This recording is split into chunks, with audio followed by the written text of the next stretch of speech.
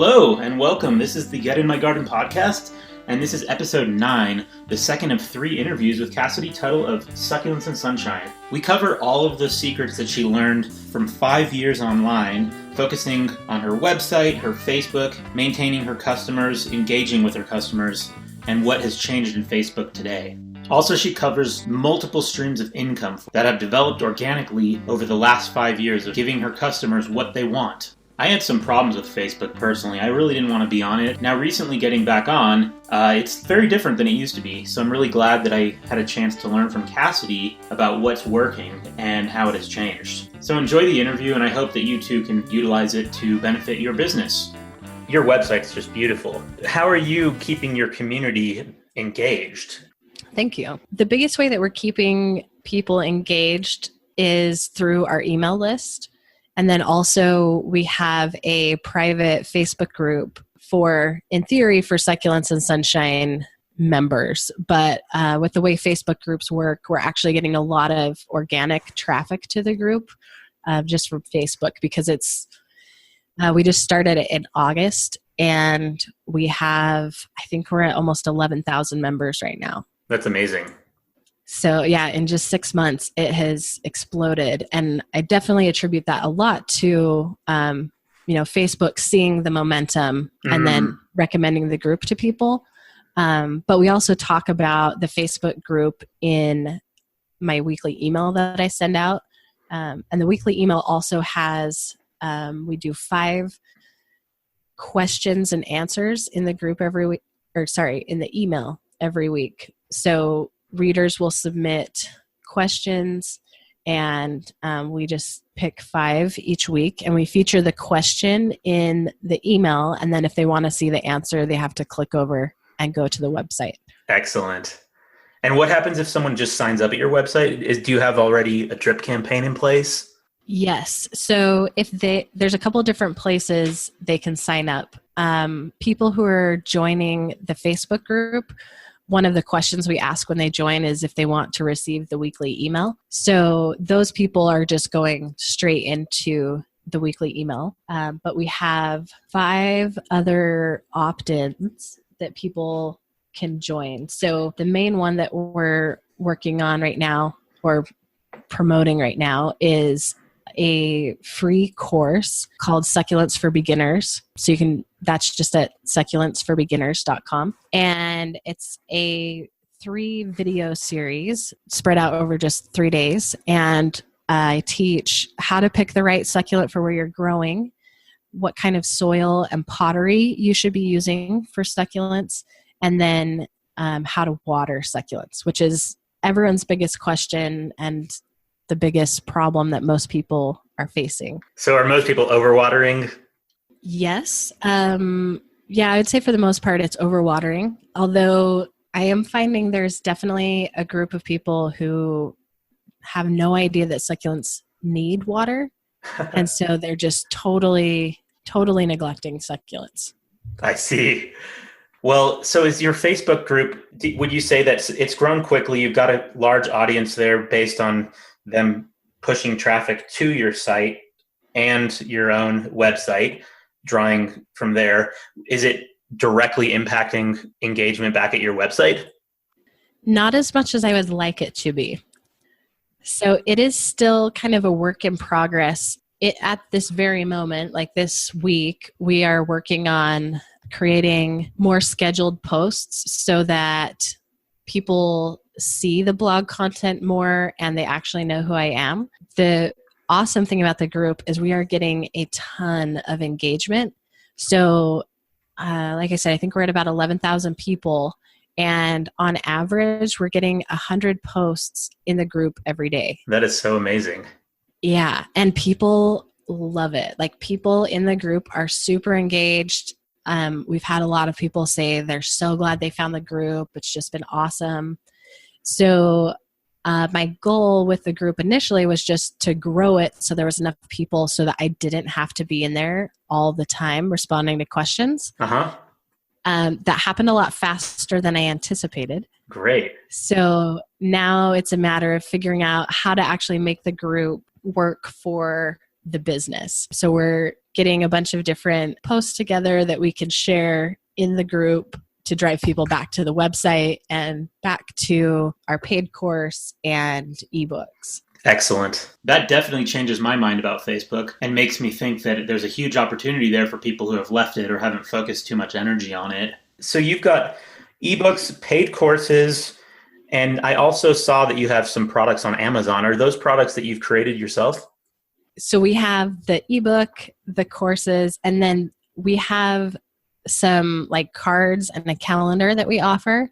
Those are the only physical products that we sell ourselves or that we've created ourselves. Everything else that you would see on the site that is not a digital product is most likely an affiliate product. I see. So we do a lot of affiliate marketing, quite a bit through Amazon. We have a succulent nursery out in Northern California that we work with. They're probably one of our biggest affiliates. And then we also sell succulent soil. So there's a guy in Florida who has created basically a custom succulent soil just for me. Now he sells it on his site as well, but that was really, really cool because that was something that I had wanted when I very first started. I was making my own soil mix and I'm like, oh, it'd just be so nice to have machines to do all of this. And he is awesome. And he's so geeky about soil that it's great. Like he'll send me all this info about the soil and why it should be this way or why it should be another way. That is so perfect. Yeah, it's awesome. So we have a lot of different affiliates that we work with, and we've tried to build a really good relationship with those affiliates, which has benefited both of us for sure. That's such great information. Now, I also have a couple of questions about Facebook. I'm sure other people are wondering this. Is it kind of mystical the way that it works, or do you know for sure how traffic is being directed to you? Curious about Facebook Live. I haven't figured out how their algorithm really picks up the videos and puts it in people's feeds. Yeah. So the thing that is interesting about Facebook, if you'd asked me a year ago, I wouldn't have touched Facebook with a 10-foot pole. That's how I've felt. Yeah. And everyone kept telling me, you've got to do a Facebook group. You've got to do a Facebook group. And I'm like, yeah, but then I have to be in there answering questions or talking all the time. I don't want to do that. So with Chantel on board, we decided to finally bite the bullet and just do it. But I've kind of learned the biggest thing is Facebook pages are dead is kind of what everyone said. I know people who still make a killing on Facebook pages. So I wouldn't say they're totally dead, but I think it takes a lot more effort. I heard the conversion is so low. Yeah. But the thing that's nice about the Facebook group is unless they change their settings, a person will see all of the content from the Facebook group in their regular feed. Okay, that sounds critical for people to know. Yeah, whereas with Facebook pages, you're maybe hitting 2 to 3% of people who are following you. And then if something goes viral or, starts getting traction, then maybe like 5 to 10% of your page followers will see it. So the Facebook group, supposedly 100% of those posts show up in their feed. Wow. I think our group has so much content in it and so many people posting. I can't imagine all of that is showing in people's feed, but definitely a good chunk of it. I mean, because we've been getting a lot of comments on posts, and I'm sure there's some that, still go unanswered or untouched, but yeah, so definitely Facebook groups. That is very impressive. That having you only had it for 6 months, you've accomplished so much with it. Yeah. And we've been trying Facebook Live within the group because that's the other thing that is supposedly huge right now. And I'm kind of wishy-washy on it. I don't know if it's just the nature of what I'm sharing on the Facebook Live or how we're publishing, because you can update the description for the live video after it's recorded. So maybe we're just not writing things that are interesting enough, or maybe the topics are. Well, it's very unclear how they get it out to people, because is it just the content that you write, or is it also their algorithm listening to it? Yeah. and then deciding for people. Yeah. And I know that supposedly live video gets shown more just within a group just because it's live video and that's what Facebook wants people to be doing. But I would not say that our live videos have had a bad response by any means, but I wouldn't say they've been incredible either. And we do promote them a couple times. So I've been doing one a week, and we promote it a couple times beforehand so people know it's coming. We're doing it at the same time every week. So what time did you choose? So we are doing it at 10 Mountain Standard Time on Thursdays. So it's not, and maybe this is part of it, it is not our peak engagement time, but again, supposedly, most of the traction that comes with live videos is after the recording, not when it's actually live. Okay. So as soon as you've recorded it, does it automatically go to your group page, or do you have to tell it to go there? So I start it in the group. So just like I'm composing a post, and instead of writing something or uploading a photo, I just say live video. Gotcha. I see.